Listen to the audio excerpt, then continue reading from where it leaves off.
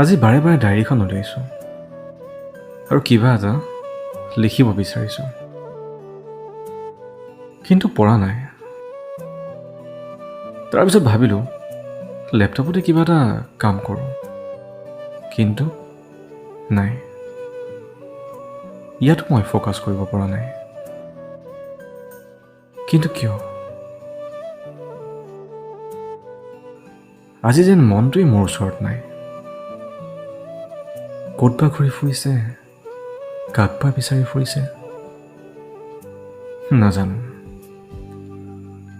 মই একো নাজানো। মই অস্থিৰ হৈ পৰিছোঁ। কিয় বাৰু আজি মই ইমান অস্থিৰ হৈ পৰিছোঁ? নে কোনোবাই মোক অস্থিৰ হ'বলৈ বাধ্য কৰিছে? নে